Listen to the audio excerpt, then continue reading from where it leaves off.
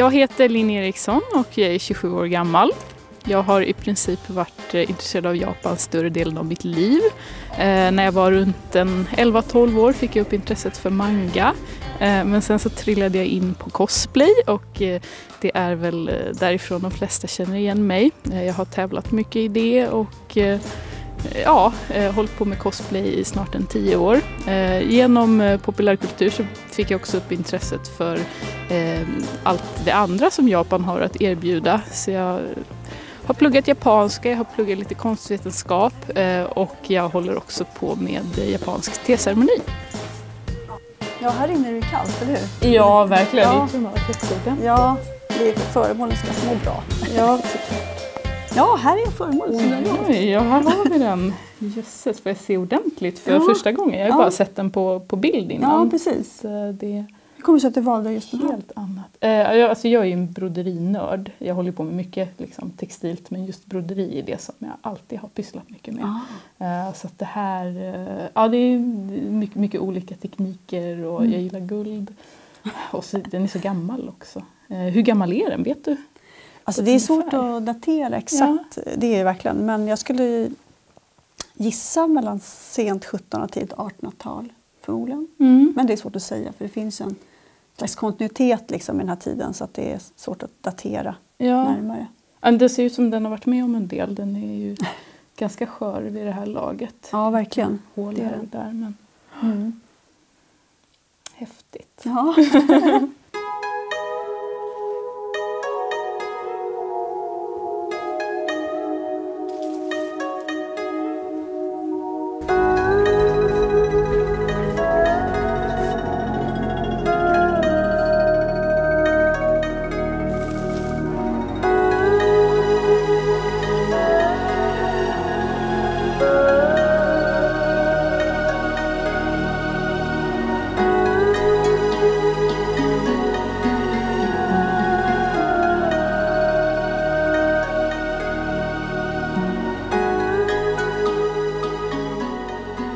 Det finns ju mycket spännande i samlingarna så det var ganska svårt att välja något.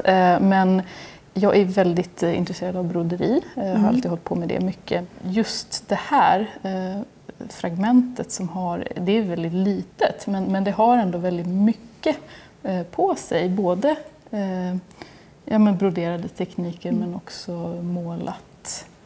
Men sen nu när jag ser det så här med ögat så slås jag ju direkt av den här lilla puffen eller vad man nu ska kalla det som är riktigt mästerverk i liksom små stygn som om det ska se ut som någon slags tigerpäls möjligtvis. Man verkligen ser varenda hår här. Riktigt hantverk och liksom den verkligen står ut från sidentyget. Sen har vi det här fantastiska måleriet under också. Där man har lämnat ytor vita och sen har fyllt i lite. Jag testade sånt här sidenmåleri en gång i Kyoto och fruktansvärt svårt. Så att man uppskattar det här på ett helt annat sätt när man vet hur svårt det är.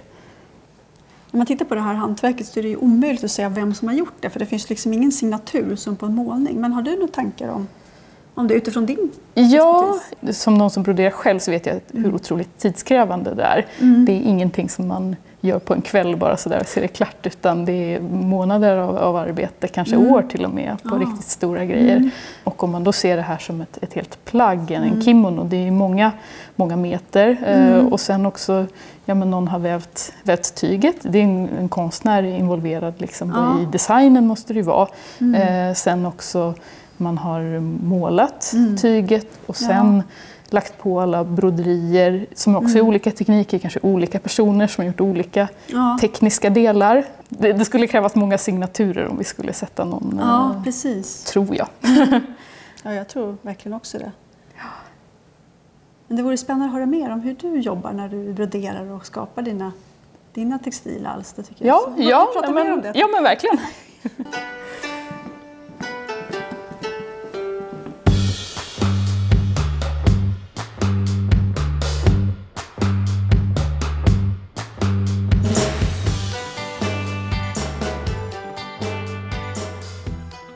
Ja, du började ju brodera väldigt tidigt, har jag förstått. Ja, men jag tyckte alltid om att sy och pyssla och så. Och min mormor broderade mycket så att hon gav mig tidigt liksom sykit och lärde mig att brodera. Jag började med korsstygn och sånt där, väldigt enkelt liksom. Man följde mönster, men sen så körde jag på lite. Och som sagt, det finns ju mycket olika stygn och tekniker inom broderi, men så länge man har nål och tråd så är det egentligen bara freestyle, det är nästan det roligaste. Så att jag ser ofta broderi faktiskt som en form av måleri. Så att, man målar med tråd och skulpterar nästan. Det tar bara lite längre tid.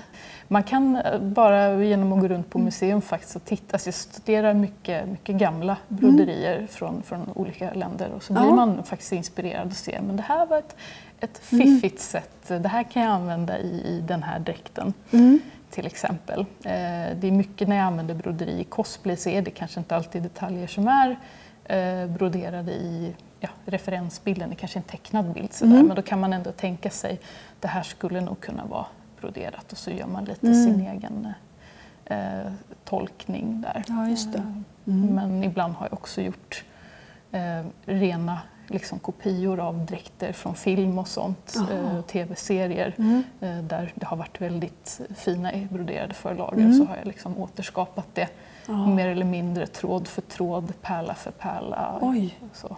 Det är ju väldigt, väldigt kul men också väldigt liksom, tillåter inga misstag. Vad händer i dig när du ser det här föremålet och vad tänker du? Vad känner du? Ja, alltså det är ju en härlig känsla att titta på något så gammalt men som ändå känns, alltså för någon som broderar själv så blir det ju ändå, det känns nära på ett annat sätt för att när jag broderar så använder jag precis samma stygn och samma tekniker fast det kanske är gjort för 300 år sedan. Alltså när jag broderar själv så det finns något väldigt meditativt i det. Man blir väldigt lugn just för att det är ganska enformigt. Men det är också härligt någonstans. Ja, tack så mycket Linn för att du har varit med här i Dig in Japan. Det har varit väldigt värdefullt. Hoppas jag att många andra får titta på det här också och bli lika kära i det som jag blev. Ja, precis. Ja. Ja, vi ska ställa ut det. Så. Ja, underbart. Tack.